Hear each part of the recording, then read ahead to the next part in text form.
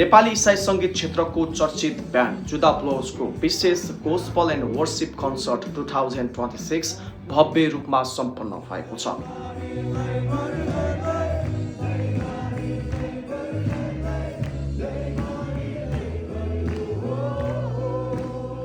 जय मसीह, म अजय खड्का।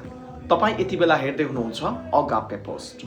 फाइस्टाटो नेपालको आयोजनामा शनिबार फेल्थम स्थित रिभरसाइड भिनियार्ड चर्चमा आयोजित कार्यक्रममा 200 भन्दा बढी इसाई तथा गैर इसाई युवाहरूको उत्साहजनक सहभागिता भएको थियो।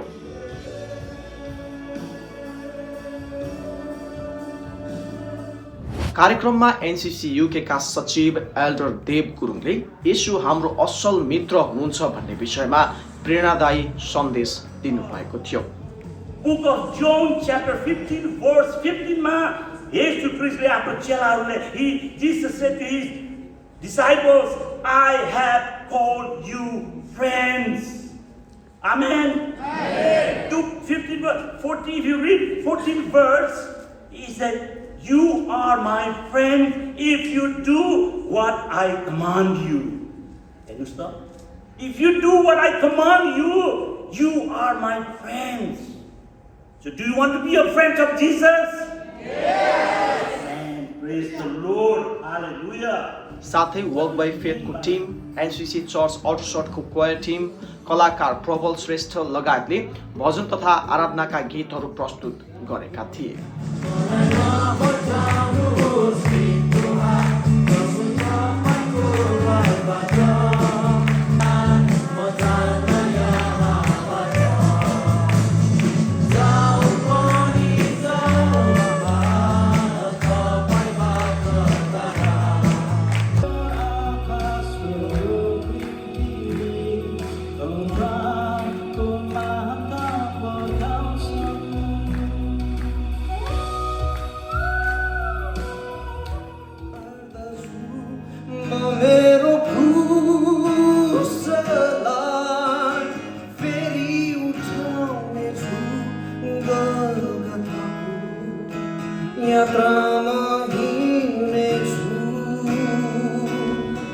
कार्यक्रमको अवसरमा फाइस्टाटर नेपाल कसरी स्थापना भयो र यसको यात्रा कसरी अगाडि बढ्यो भन्ने विषयमा संस्थापक डानियल परियारले संक्षिप्त जानकारी तथा इतिहास प्रस्तुत गर्नुभएको थियो। उहाँले फाइस्टाटर नेपालको उद्देश्य र सुसमाचार मार्फत समुदायमा पुर्याउँदै आएको योगदान समेत जानकारी गराउनु भएको थियो। राम्रो म्युजिसियनहरू, यति राम्रो बजाउने भाइ बहिनीहरू, चर्चको भाइ बहिनीहरू सबै बाह्रमा गएर बजाउँछ त। यता पनि बाह्रमा हाम्रो क्रिस्चियन भाइहरू छ, उता पनि क्रिस्चियन भाइहरू छ। अनि मलाई कता कता मनमा हो यस्तो ट्यालेन्ट भाइ बहिनीहरू हो, यो त भएन। किन परमेश्वरले दिनुभएको यत्रो आशिष, परमेश्वरले दिनुभएको शिक्षा, यो त परमेश्वरको लागि प्रयोग गर्नुपर्छ, परमेश्वरको लागि बजाउनुपर्छ। यसले चाहिँ मलाई बेसरी मन पर्यो।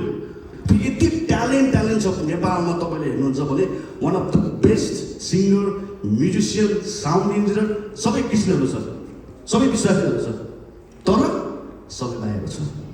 त्यसपछि पहिलो प्रोग्राम 2015 मा हामीले कार्यक्रम सुरु गर्यो, हाउसफुल,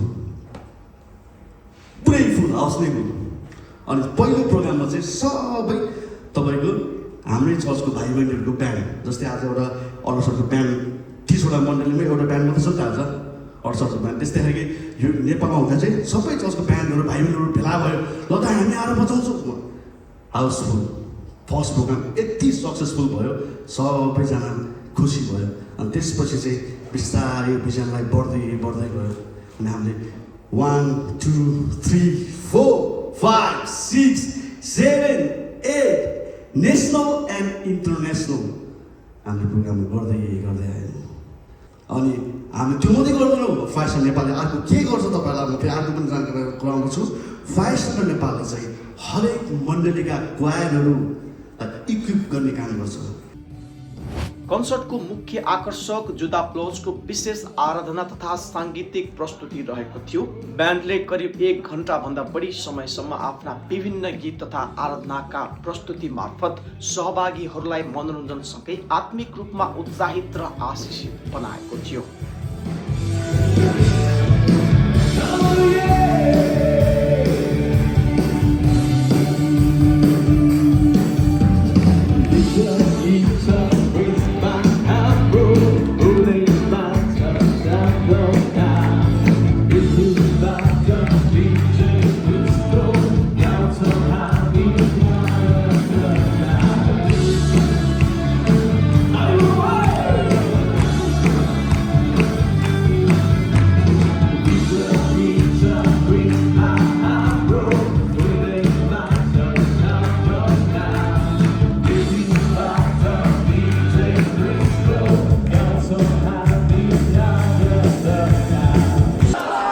दानियलको पुस्तकमा भन्छ he is the ancient of days. Amen. अनि उहाँलाई नै सबै आदर महिमा प्रशंसा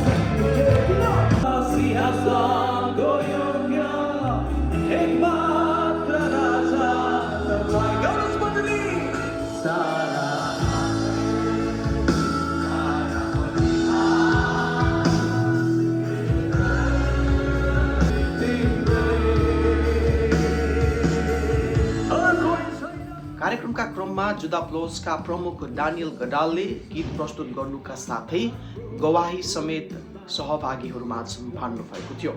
उहाँको गवाही र प्रस्तुतिले कार्यक्रममा थप आत्मिकी वातावरण सृजना गरेको थियो। मलाई यस्तो लाग्ने मेरो परिवार चाहिँ कहिले पनि हुँदैन जस्तो फिल हुने क्या। जीवनमा धेरैचोटि भत्के ठोके तोडिए अनि I don't know if you have gone through जवानहरूलाई मैले मेरो प्रश्न मैले गरिरहेको छु। Have you been broken in life? अनि म पनि तोडिएको थिएँ। And मलाई honestly मलाई त्यस्तो लाग्थ्यो मेरो परिवार हुँदैन, I will never be able to have a family, which I always loved है। धेरै मन पर्थ्यो परिवारहरू नानीहरू भएको अनि तर मलाई जीवनको परिस्थितिको कतिवटा कारणले गर्दा नहुने रहेछ भन्ने यस्तो ठाउँमा आइपुगेको थिएँ। अनि have you ever heard about Elijah, Elia, जसले चाहिँ आकाशबाट आगो पनि झारेको थियो प्रार्थना, तर उसको जीवनमा जेजेबेलले एउटा यस्तो शब्द बोल्यो जसको कारणले गर्दा उसले भन्यो मर्छु कि क्या हो भने म त मर्ने रहेछु, I'm no good than my fathers भन्ने एउटा ठाउँमा ऊ आइपुग्यो। You know what? Elijah was running away. Elia भागिरहेको थियो।